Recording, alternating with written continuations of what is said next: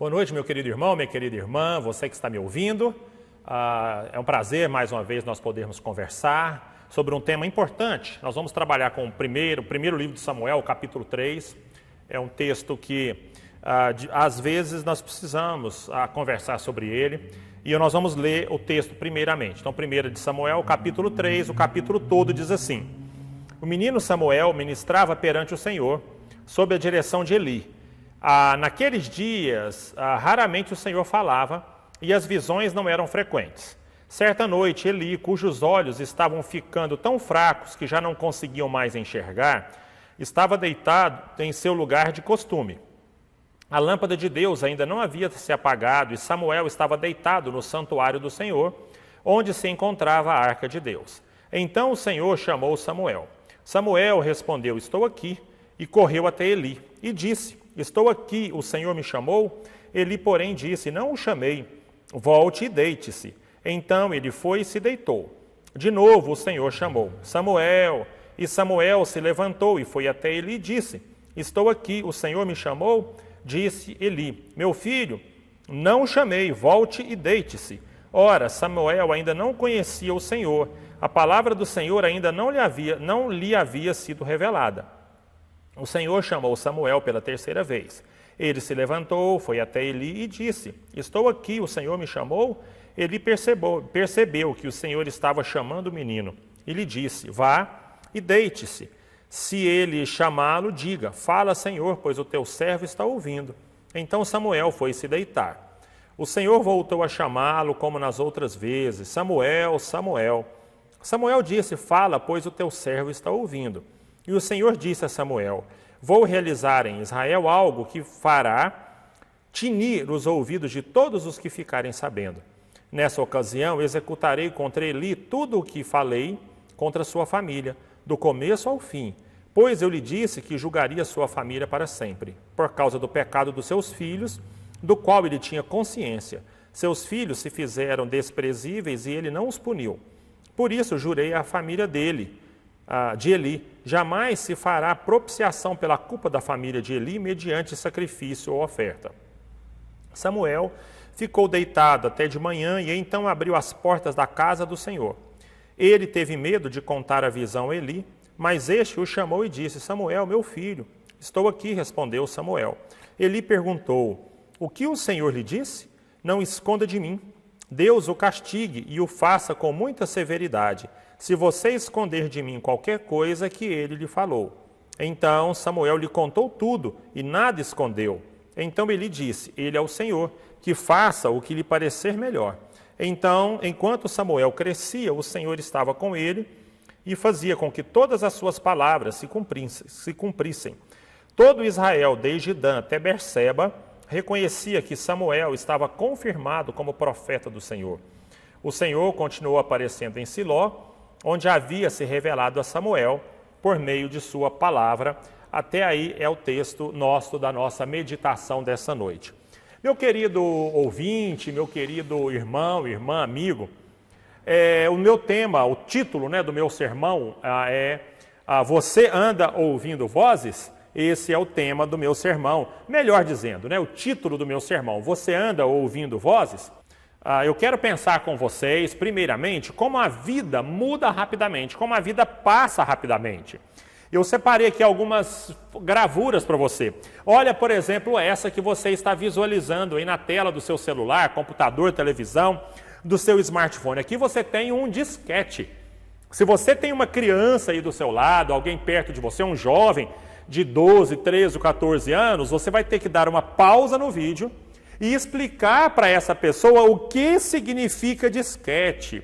O que significa disquete? Disquete, para nós, inclusive, é o seguinte, meu querido irmão e amigo: se você reconhece especialmente esse disquete maior, esse alaranjado que você está vendo, o preto é muito mais antigo, mas se você conhece esse disquetezinho alaranjado, você com certeza faz parte do grupo de risco do Covid-19. Você já tem uma idade, talvez aí mais do que 40 ou 50 anos. Essa era a maneira com que lá na nossa época, e parece tão distante, nós carregávamos dados.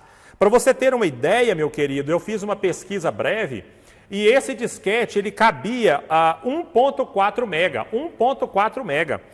Só para você ter uma ideia e comparar aí com você mais jovem, por exemplo, um disquete de 64 GB, ele tem, em média, 60 mil vezes mais capacidade de armazenamento do que um disquete desse. Desculpe-me se eu estiver errado com isso. Inclusive, se eu tiver, me corrija, ou corrija-me aí na descrição do vídeo, deixa aí a sua impressão. Mas as contas que eu fiz, mais ou menos, foram um disquete cabe 60 mil vezes menos arquivos do que um pendrive dos nossos dias. E olha que o pendrive também já está desatualizado. Queridos, tem mais uma figura aí para você. A famosa fita cassete.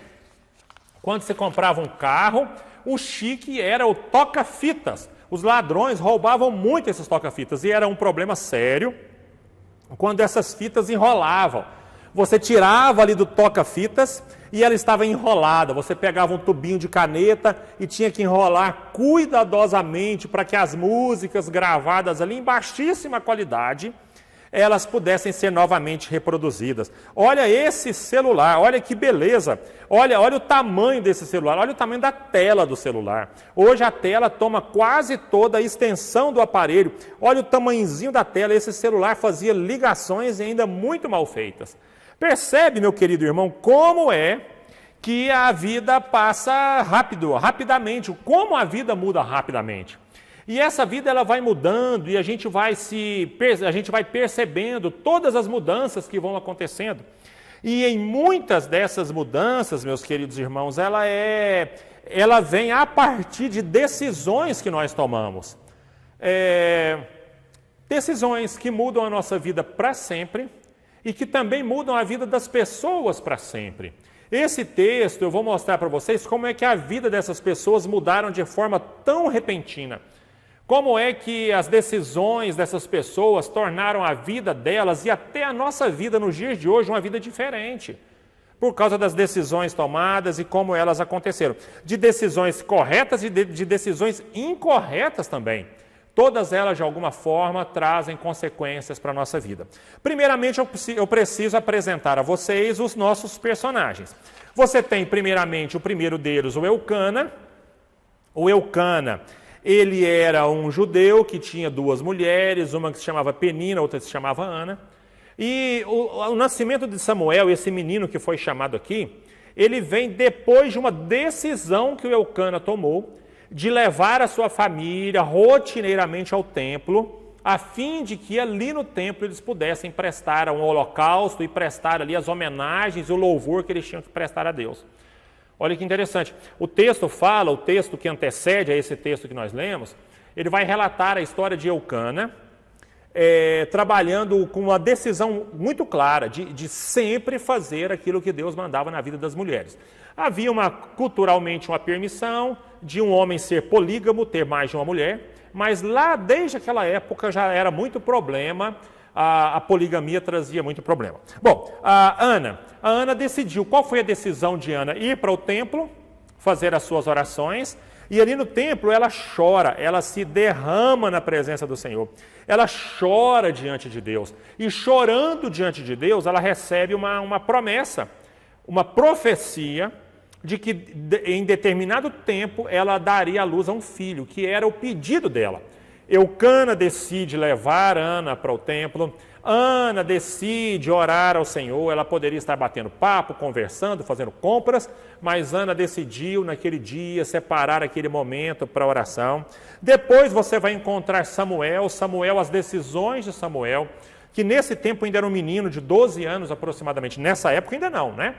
Ainda não, aqui com a Ana orando no templo, ele nem existia. Depois, no texto que nós lemos, mais ou menos 12 anos de idade, aqui, meu querido irmão, você vai encontrar esse menino decidido, mesmo sendo tão jovem, decidido a fazer as coisas certas, a andar de forma correta. Tanto que o texto que nós lemos narra a história de um Samuel que aos poucos vai sendo reconhecido como um servo do Senhor, um menino de decisão, e o Eli que decidiu não disciplinar os seus filhos e fazer tudo aquilo que os filhos dele desejavam fazer. e ele decidiu não disciplinar os filhos, mesmo sabendo dos pecados dos filhos, e Deus, de uma forma muito assertiva, pune Eli, não porque os filhos pecaram, mas porque o pai deixou os filhos resolverem. A gente vê muito isso hoje, né, meu querido irmão? Eu não fui para o grupo pequeno, porque meu filho não quer. Eu não fiz isso, porque meu filho não deixou. Sendo que nós é que deveríamos estar sob controle, ou sobre, né, o controle dos nossos filhos, e não embaixo do controle dos nossos filhos. Eli foi punido severamente por causa disso. Bom, decisões certas e erradas. A decisão acertada e a omissão, que também é uma decisão de não fazer o que precisa. Baseando toda essa estrutura, nesse texto, na apresentação dos personagens para você, meu querido, eu vou conversar com todos vocês que estão me assistindo nesse momento sobre alguns desafios, já dentro da história de Samuel, que já nasceu. Deus ouviu a oração de Ana, Samuel já nasceu, já foi levado de volta para o templo, e lá no templo, consagrado ao templo, Samuel ele nos mostra que a vida traz alguns desafios. E estes desafios, meus irmãos, eles nos ajudam a construir ou a destruir o que seremos no longo prazo ou no curto prazo. São esses desafios. Samuel precisa tomar algumas decisões muito importantes para que ele possa, de alguma forma, fazer aquilo que Deus desejava que ele fizesse. Esse primeiro desafio, ou se preferir, essa primeira decisão de Samuel, é conseguir ouvir a voz de Deus no meio de tanto barulho. Há uns 2 ou 3 domingos, esse vídeo está aí também no nosso canal, eu conversei com vocês sobre as vozes no meio da pandemia. Nós temos ouvido todas as vozes possíveis e impossíveis, nas redes sociais, na televisão, tanta voz. E para que a gente possa tomar decisões e vencer os desafios, nós precisamos, meus queridos irmãos, ter o discernimento para encontrar as vozes certas no meio do turbilhão. A primeira voz é uma voz absoluta, é a voz de Deus por meio da Bíblia, por meio da sua palavra. Ela não é relativa. A palavra de Deus, nós não estamos trabalhando no será que é assim? Nós não trabalhamos dessa maneira com a Bíblia. A Bíblia, o que ela nos mostra e nos informa e nos adverte é para ser cumprido. E por outro lado, existe uma voz também que pode ser ouvida, mas ela é mais relativa, que é a voz de alguns bons homens. Então, como é que nós vamos saber qual que é o princípio para nós podermos tomar uma decisão certa, uma decisão correta? A primeira delas, decidir que Deus é o Deus que dirige a minha vida, que guia a minha vida, que Ele se revelou por meio da sua palavra, e que por meio da sua palavra eu decido, a partir da palavra de Deus, eu decido o que devo fazer. E, ao mesmo tempo, boas palavras de homens importantes, de mulheres importantes que podem agregar. A grande questão é que o casamento em crise, o irmão ou a irmã, eles não vão atrás de um bom conselheiro. Eles vão atrás da amiga do WhatsApp ou da blogueira. Não que tenha algum problema, mas talvez não vão poder agregar ou introduzir dentro do seu casamento conselhos que possam ajudar a desenvolver e a caminhar da maneira que Deus deseja. Aqui você tem um menino de 12 anos, torna muito mais difícil para Samuel escutar a voz de Deus, porque a Bíblia fala que Deus raramente falava, que as visões não eram frequentes. E isso tudo prejudica, porque se Deus não falava, as visões não eram frequentes, a decisão de Samuel em ouvir a voz de Deus era muito mais difícil do que a nossa hoje, que nós temos a Bíblia, a palavra revelada de Deus. Nós não temos hoje esse problema. Deus não fala comigo, Deus não fala com você, se você não lê a Bíblia. Se você ler a Bíblia, Deus vai falar com você. E é exatamente nesse contexto que Samuel vai escutar a voz de Deus. Percebam que ele era um menino, ele era um pré-adolescente, ou talvez um adolescente ainda. E mesmo no turbilhão, nas dificuldades, ele vai 3 vezes no Eli, 2 vezes no Eli, na terceira vez é que, de fato, o próprio Eli vai dar um bom conselho para o Samuel. Mesmo, irmãos, o Eli sendo um péssimo pai, Samuel conseguiu ouvir uma voz boa vinda de Eli. Significa, meus queridos, que um dos nossos grandes desafios, e que também são transformadas em decisões importantes, é ouvir a voz certa, a voz que dirige, que direciona a nossa vida. Você quer disciplinar o seu filho? A Bíblia te ensina. Quer ter um casamento que seja próspero? A vida te ensina. A Bíblia te ensina. Quer investir o seu dinheiro? Quer sair das dívidas? Quer comprar alguma coisa? A Bíblia te ensina. Quer ter um trabalho? Quer se relacionar com amigos? Quer se relacionar com vizinhos? A Bíblia te ensina. Você tem essas vozes extremamente importantes aqui. Perdão. Você tem essas vozes extremamente importantes, especialmente a voz de Deus. Ela está declarada na Bíblia para todos nós. Segunda decisão de Samuel, que é também um desafio, é de ser obediente, muito obediente, mesmo em dias de alta relativização, nesse mundo pós-moderno. Hoje, meus queridos irmãos, a gente vive qual vida? Nós vivemos uma vida da seguinte maneira. Pastor vai pregar e ensinar, ele diz assim, pastor, não é bem assim. Eu vou ao YouTube saber o que o pastor A, B, C, D, E, F, G, o que ele diz, até ele encontrar alguma coisa que apoie a visão que ele tinha. Nem sempre ele vai para a Bíblia para que a Bíblia fale com ele. Não, ele vai para a Bíblia já com todas as suas concepções, especialmente aquelas que ele encontrou em algum lugar, para dialogar com a Bíblia, não para que a Bíblia mude o seu pensamento, mas para que o seu próprio pensamento possa mudar a hermenêutica, possa mudar a interpretação bíblica. Aqui nós estamos no mundo pós-moderno. A pós-modernidade ela é marcada pelo que é instantâneo, é o rápido, é a tecnologia, é o descartável, é o individualismo, é tudo descartável, inclusive as vidas.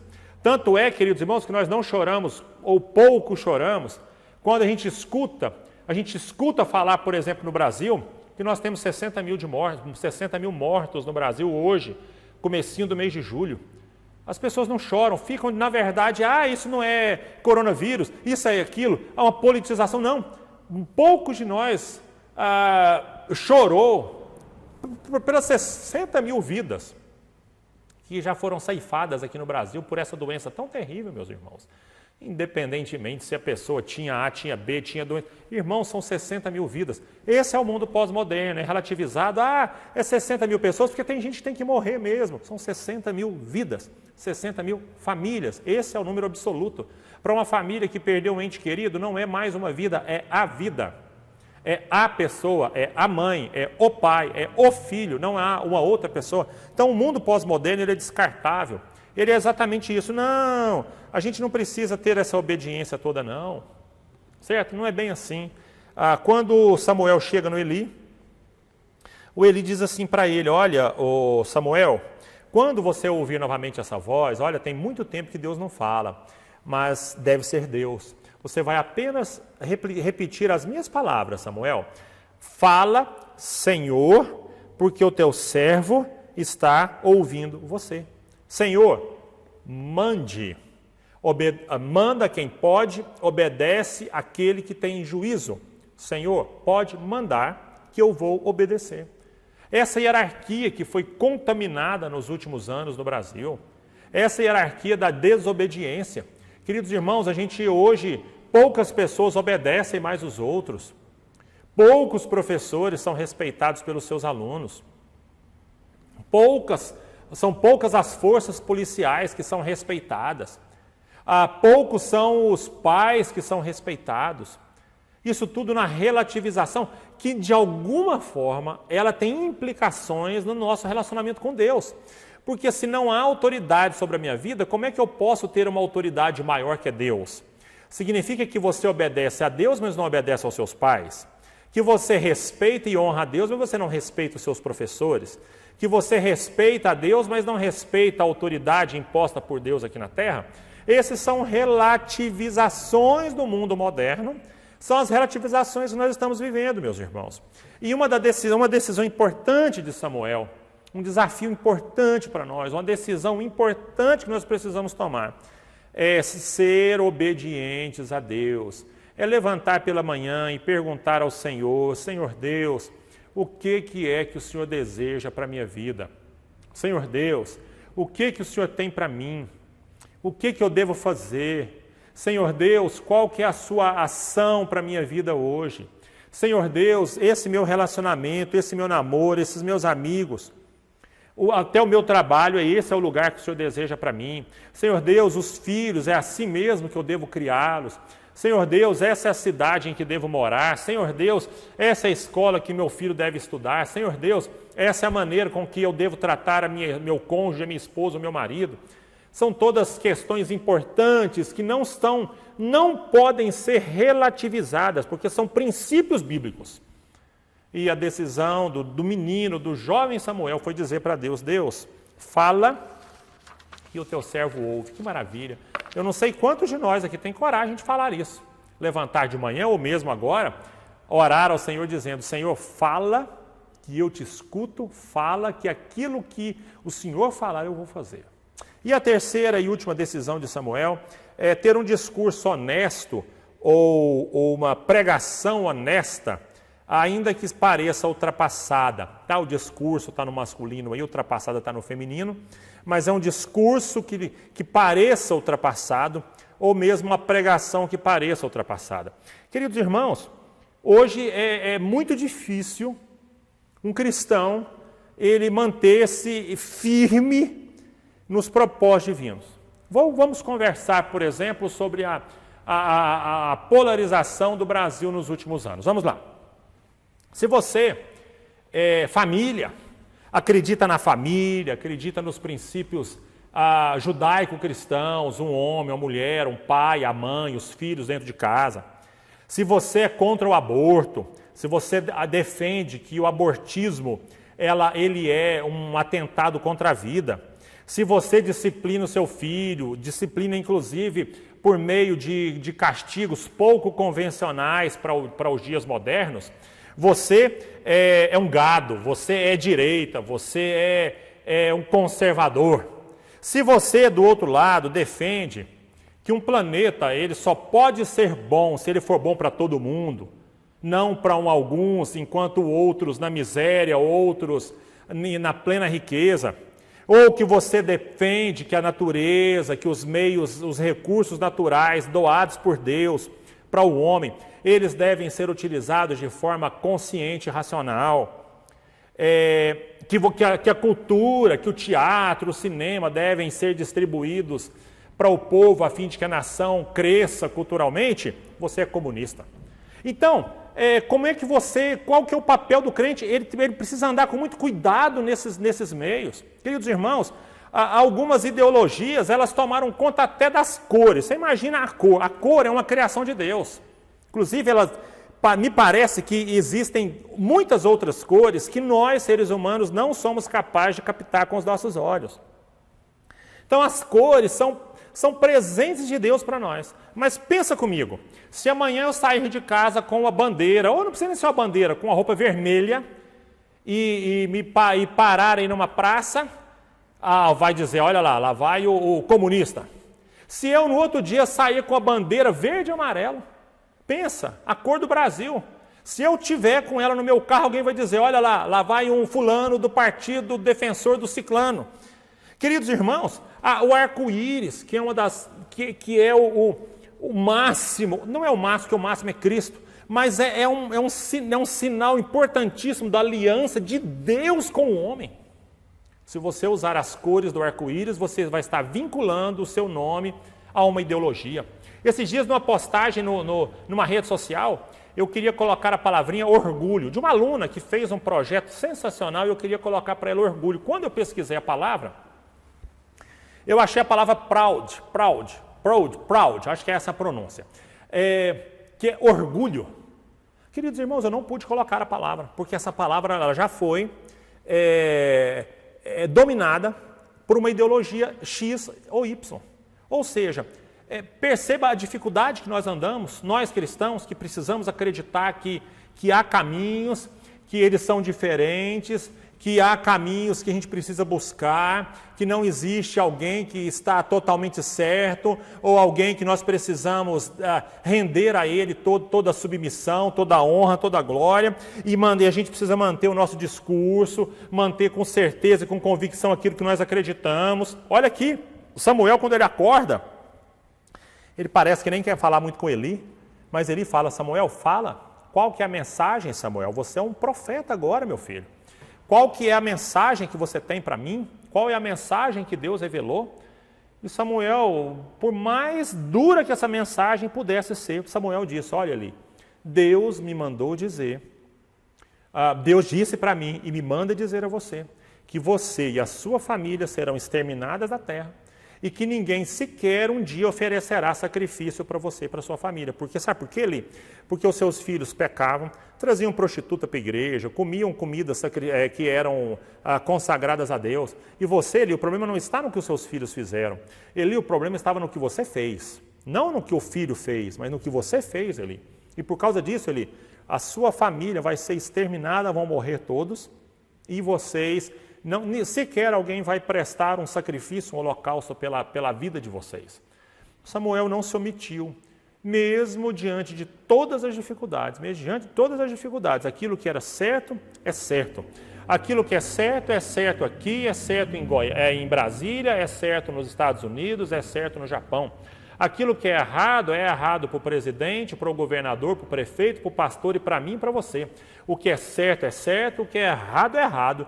E eu preciso sim, a cada dia dizer, olha, isso não está certo. Eu preciso ser um profeta de bênção, mas também eu preciso ser um profeta que acusa as maldições, especialmente para uma nação como a nossa.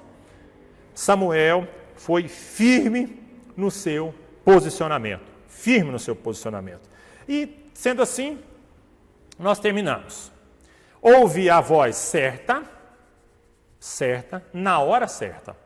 Ouvir a voz certa na hora certa. A voz absolutamente certa, a de Deus, por meio da sua palavra. Não adianta eu ser um estudioso da Bíblia, como nós conhecemos tantos profundos estudiosos da Bíblia, mas que não colocam nada daquilo que aprendem na prática. Então eu preciso ouvir a voz, ser obediente a essa voz e reproduzir essa voz do jeito certo, como um profeta dos nossos dias, para profecias importantes para os nossos dias, meus queridos irmãos. Um profeta que profetiza bênção, mas que também diz, olha, se nós não mudarmos a sua vida, a nossa vida, nós não conseguiremos, nós vamos ser exterminados e ninguém sequer vai prestar um sacrifício em memória a você, como Deus mandou avisar para Eli. Muda a sua vida e a vida das pessoas. Essas são as decisões importantes a partir de desafios que são colocados diante de nós. Que Deus nos abençoe, meus queridos irmãos. Vou orar por nós nesse momento. Senhor Deus, obrigado por essa noite, ou qualquer outro horário do dia que o meu irmão e a minha irmã, que esse irmão está me ouvindo, me escutando, me assistindo. Que o Senhor Deus, meu Pai, possa guardar a vida desse irmão, proteger a vida desse irmão. Que o Senhor, meu Pai, possa curar se tiver enfermidade. Que o Senhor possa pacificar o lar se houver discussões e discórdias. Que o Senhor possa consolar se houver luto, se houver choro. Que o Senhor possa, meu Deus, conduzir essa casa se há falta de sabedoria. Meu Deus, essa é a nossa oração. Oramos também agradecendo aqueles que a vida, mesmo em dias difíceis, que a vida está bem, que a saúde está boa, que as finanças estão em ordem, que o trabalho está garantido, que o Senhor Deus também seja honrado e glorificado. Meu Deus, na vida de Samuel, que eu escute Deus, que eu obedeça à voz de Deus e que a minha boca seja a voz do Senhor, onde quer que eu andar. Essa é a nossa oração, Senhor, no nome de Jesus Cristo, que nós oramos agora. Amém. Amém. E que o amor de Deus, a graça do nosso Senhor e Salvador Jesus Cristo, o consolo, a comunhão e o conforto do Espírito Santo possam estar com cada um de nós aqui nesse lugar, com todos os nossos irmãos em todos os lugares da terra, que seja hoje, amanhã e até a volta bendita e gloriosa do Senhor Jesus. Amém.